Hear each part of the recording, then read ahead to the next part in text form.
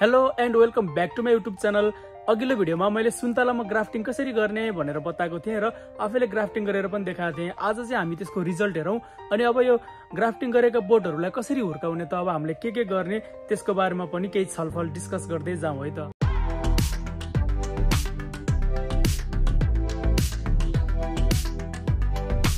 मैले यो ग्राफ्टिङ गरेको चाहिँ लगभग अब 1 महिना भन्दा बढी टाइम हुन थाल्यो। त्यति बेला मैले ग्राफ्टिङ गरेर यो सानो बोटमा अनि ठुला बोटमा पनि कसरी ग्राफ्टिङ गर्ने भन्ने बारेमा सबै एउटा भिडियो बनाएर सानो बोटको छुट्टै ठुला बोटको छुट्टै भिडियो बनाएर अपलोड गरिदिएको छु। यदि हेर्नु भएको छैन भने अघिल्लो भिडियो हो, त्यसलाई एकचोटि चेक गर्न सक्नुहुन्छ। अनि मैले त्यो भिडियोमा नि भनेको थिएँ यो चाहिँ मैले मेरो कामको विषय होइन, जस्ट तपाईहरुलाई देखाउनको लागि थ्योरिटिकल्ली भन्दाखेरि भन्दा प्र्याक्टिकल्ली देखाउँदाखेरि चाहिँ बुझ्न सजिलो हुन्छ, कसरी गर्ने भन्ने कुरा प्रष्ट हुन्छ, पर्फेक्ट तरिकाले बुझ्नुहुन्छ भनेर मैले यो गरेर देखाएको थिएँ। 1 महिनासम्म मैले यसलाई खासै वास्तै गरिन हैन। यसलाई अब त्यतिखेरदेखि नै स्याहार सुसार गर्नु पर्थ्यो। जस्तो यो झारहरू मजाले पलाएछ, यो झारहरू उखेल्दिनु पर्थ्यो। अनि यो हामीले ग्राफ्टिङ गरेको भन्दा तल हेर्नु त मजाले सबै यो पलाएर आछ हैन, 3 पाते सबै पलाएर आछ। यसलाई चाहिँ हामीले पलाउने बित्तिकै फाल्दिनु पर्थ्यो। मैले अघि पनि भनिहालेँ, यो जब मैले ग्राफ्टिङ गरेँ त्यसपछि यसलाई वास्तै गरिराखेको थिएन, त्यही भएर तल 3 पाते पलाएर यो माथिको भन्दा तलको ठुलो भइसकेछ। अब यसलाई चाहिँ सुरुमै हामीले यदि तपाईले चाहिँ अब आफ्नो लागि गर्दै हुनुहुन्छ, यदि खेती गर्न गर्दै हुनुहुन्छ भने चाहिँ यो चुडेर फाल्दिनु होला तलको सबै।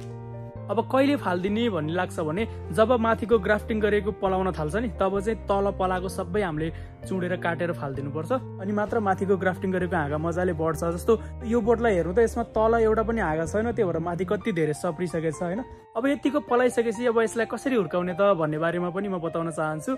मैले ग्राफ्टिङ गर्ने बेलामा पनि भनेको थिएँ एटलिस्ट 2वटा आँखला राखेर हाँगा काट्नुपर्छ। अब हामीले 2वटा राखेको थियौँ, त्यो भएर 2टा हाँगा पलाछ हैन। अब हामीले 2वटा हाँगा चाहिँ काम लाग्दैन, हामी एउटा राखेर एउटा चाहिँ भाँचेर फाल्दिन्छौँ। जुन हाँगा राम्रो छ त्यसलाई राखेर अर्को सानो हाँगा फाल्दिँदा हुन्छ, तलको राख्दा नि हुन्छ, माथिको राख्दा पनि राम्रो मात्र राखेर नराम्रोलाई भाँचेर फाल्दिनु होला। अनि अब कुनै हेल्दी बोट चाहिँ एकदम ठुलो भइसक्यो भने यो अलि अनहेल्दी बोट चाहिँ त्यति धेरै राम्रो छैन, तर यसलाई पनि स्याहार सुसार राम्रोसँग गर्यो भन्दा बढिहाल्छ हैन। यसलाई अब झार्लेर अनि तलको हाँगा पलाएर नै खासै बढ्न नदिएको हो। अब यति गरेर हेरविचार गरिराख्ने हो भने चाहिँ मजाले बढ्छ यो।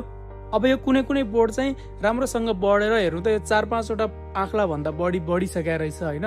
यस्तालाई चाहिँ हामीले टुप्पो भाँचेर फाल्दिनु पर्छ। कमसेकम 4 वटा अथवा 5 वटा पातलाई छोडेर माथि हामीले टुप्पो भाँचेर फाल्दिने हो भने त्यहाँबाट फेरि अर्को हाँगा पलाउँछ अनि हाँगा पनि राम्रोसँग सप्रिन पाउँछ। यो चाहिँ हामीले त्यति बेला सानो बोटमा ग्राफ्टिङ गरेको बोटहरू भयो हैन। ठुलो बोटमा चाहिँ अहिले अलि बढिसकेको छैन, भर्खर निस्किन लागेको छ।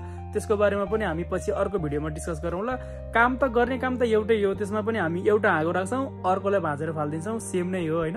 सकेसम्म यसलाई अझै कसरी हुर्काउने, अलि ठुलो भएसम्म 1-1.5 वर्षसम्म अथवा त्योभन्दा पछि पनि कसरी हुर्काउने भनेर भिडियो बनाउँदै जाने प्लान चाहिँ गरिराखेको छु। तर हेरविचार चाहिँ अलि गर्न नभ्याइदो रहेछ यसलाई हैन। तपाईँ यदि मलाई सपोर्ट गर्दै जानुभयो भने एटलिस्ट एउटा लाइक र कमेन्ट चाहिँ छोड्नु होला। म यसको भिडियो अर्को पनि अब कन्टिन्यू अर्को 1 महिनापछि अथवा 2 महिनापछि कस्तो हुन्छ भिडियो ल्याउने प्रयास गर्ने नै छु। अब अर्को भिडियोमा भेटौँला, त्यतिन्जेलसम्मको लागि बिदा चाहन्छु। Bye bye, take care.